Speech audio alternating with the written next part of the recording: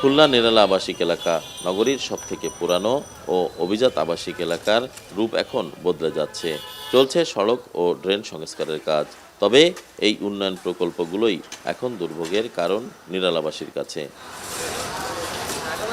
নিরালা আবাসিক এলাকায় সড়কের কাজ করছে খুলনা উন্নয়ন কর্তৃপক্ষ।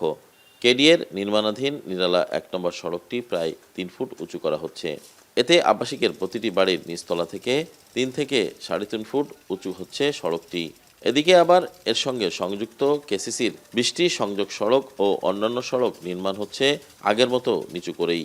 বাসিন্দারা বলছেন, এমন অপরিকল্পিত কাজে বৃষ্টি হলেই প্রতিটি বাসাবাড়ির নিচতলা সহজেই তলিয়ে যেতে পারে পানিতে। এদিকে ড্রেন পুনর্নির্মাণের কাজ করছে খুলনা সিটি কর্পোরেশন। সেখানেও একই অবস্থা। ওয়াসার ম্যানহোলগুলো এক এক সড়কে এক এক রকম।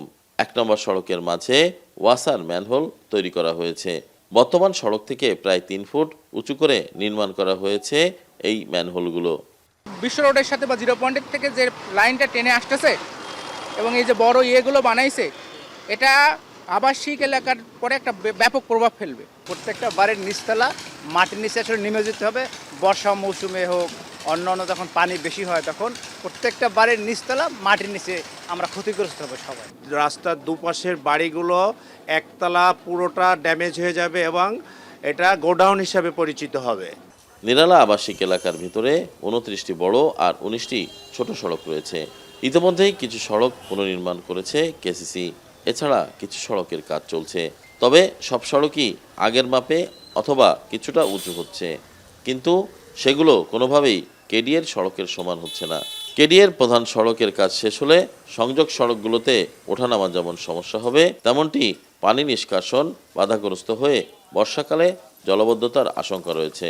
এদিকে আবাসিক এলাকার ভিতর দিয়ে মহাসড়কের সঙ্গে সংযোগ হওয়ায় আবাসিক এলাকার রূপ হারাবে নিরালা।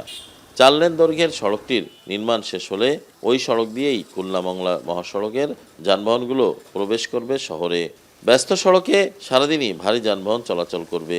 সড়কের চাপ অনুযায়ী নিরালা মোড়টি সম্প্রসারণ এবং নতুন পরিকল্পনা অনুযায়ী তৈরি না করলে ওই এলাকায় যানজট বৃদ্ধির আশঙ্কা রয়েছে। এই রোডটা যাওয়ার কথা ছিল নিরালার বাইরে দিয়ে, এখন এই রোডটা ভিতর দিয়ে নেওয়াতে আমাদের অনেক দুর্ভোগের শিকার হতে হচ্ছে। এই রাস্তার ১ নম্বর রাস্তার পাশে এই রাস্তার হাইট যে পরিমাণ হচ্ছে, এই হাইট যদি হয় তাহলে এই প্রথমত ১ নম্বর রোডের আশেপাশে যত বাড়িঘর আছে নিচতলা ব্যবহার অনুপযোগী হয়ে যাবে। খুলনা উন্নয়ন কর্তৃপক্ষের দেয়া তথ্য অনুযায়ী সাতক্ষীরা সড়ক ও সিটি বাইপাস সড়ককে সংযুক্ত করে সংযোগ সড়ক সহ লিংক রোড নির্মাণ প্রকল্পের আওতায় খুলনায় নতুন ৩টি সড়ক নির্মাণ হচ্ছে। প্রায় ৭১৭ কোটি টাকার এই প্রকল্পের প্রথম সড়কটি নিরালা মোড় থেকে ১ নম্বর সড়ক হয়ে দিঘির পাশ দিয়ে সিটি বাইপাস সড়কে গিয়ে মিশবে। প্রায় ২.৫ কিলোমিটার দৈর্ঘ্যের সড়কটি ৬০ ফুট চওড়া এবং ৪ লেন হবে। নির্মাণ ব্যয় হচ্ছে প্রায় ৮০ কোটি টাকা। এছাড়া ২০২৪ সালের ২৯শে মে সড়ক নির্মাণের জন্য ঠিকাদারকে কার্যাদেশ দেওয়া হয়েছে। কাজ শেষ করার কথা চলতি ডিসেম্বরের মধ্যে। এছাড়া রূপসা সেতু অ্যাপ্রোচ সড়কের অংশ থেকে সড়কের কাজ শুরু হয়েছে। পর্যায়ক্রমে নিরালা প্রধান সড়কের কাজ হবে। সড়কের দুই পাশে ড্রেন ও ফুটপাত থাকবে।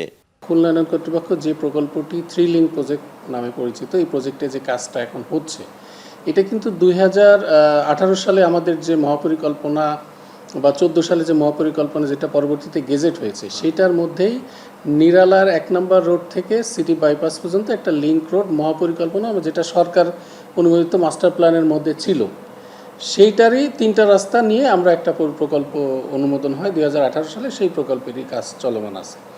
নিরালা আবাসিকে প্রায় 10,000 মানুষের বসবাস রয়েছে। তরিকুল ইসলাম, এখন খুলনা।